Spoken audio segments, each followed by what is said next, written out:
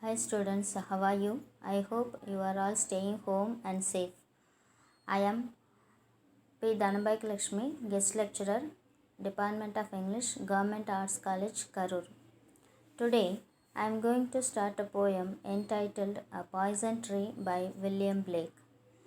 Before I am going to start a poem, I wish to introduce the author William Blake. William Blake is an English poet, painter, and printmaker. He was born on 28 November 1757 at Broad Street in Soho, London. He was the third child of his family. He was the only surviving child, and two of them died in infancy. His father, James, was Heiser, and his mother, Catherine Blake, was a homemaker. Blake attended school only long enough to learn reading and writing. He left school at the age of 10. After that, he educated by his mother. Blake was baptized on 11th December at St. James Church, London. The Bible reading influenced him, and it was the basic source for all his works. Blake's father purchased drawings of Greek antiquities for his son. Through this, Blake learnt drawings, and his continuous practice made him to create new one painting. Even though his name enrolled in the Pass Drawing School, he is not able to continue his drawing class because of his headstrong temperament. On 4th August 1772, Blake was apprenticed to engraver James Basir for a term of 7 years. At the end of the term, aged 21, he became a professional engraver. On 8th October 1779, Blake became a student at the Royal Academy in Old Somerset House near the Strand. Blake opposed Joshua Reynolds' attitude towards art, especially his pursuit of general truth and general beauty. Reynolds preferred oil paintings, but Blake preferred classical paintings of Michelangelo and Raphael. On 18th August 1782, Blake married Catherine Boucher, who was an illiterate, and after his marriage, Blake trained her to read and write. Till the death of Blake, she accompanied him and helped him as an engraver. In 1800, Blake moved to a cottage at Felham in Sussex. 1804, he returned to London again. Blake spent his last years at Fountain Court in the Strand. He died in 12th August 1827. He was buried in the Dissenters' burial ground in Bunhill Fields. His wife died in October 1831. He wrote many works.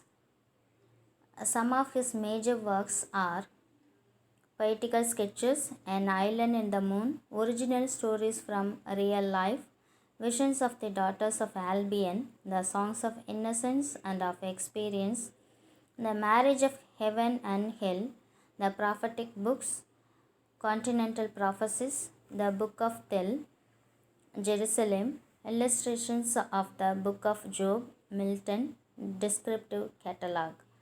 Some of his works not published during his lifetime, and some books are burnt by his friends.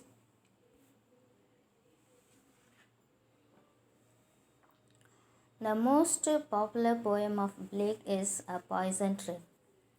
In this poem, the speaker presents a tree image to teach moral in our life. We may understand that the title emphasized a strong theme. At a glance, the readers may think that whether it is possible that a tree could be poisonous. This question emerges curiosity to read this poem thoroughly. The writer wished to instruct the people that how can one handle his anger properly. Blake personified his anger as a poison tree. He also instructs us how one's anger takes into a form of tree and how it changes one's mind. The anger will be ruined one's rational thinking. If we are unable to control our anger, we will lose our life.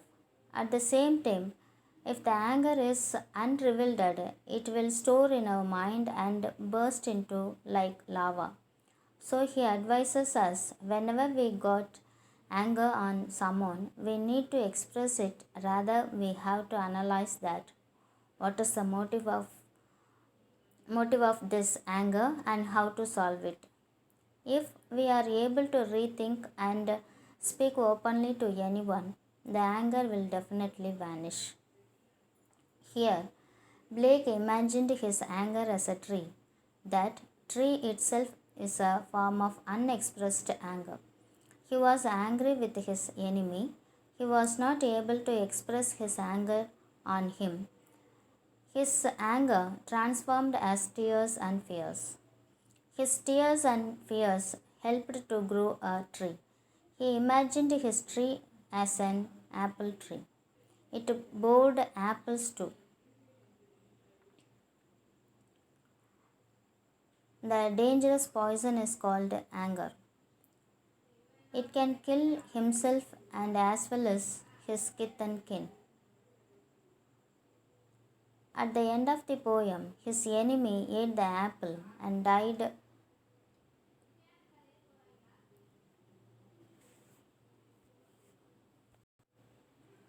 Our emotions have its own power to produce or demolish. If we are capable to handle it properly, we will become successful. I narrated the central idea of the poem. In this class, I have given you an author introduction and summarized the poem. We can see the detailed explanation in the next class. Thank you.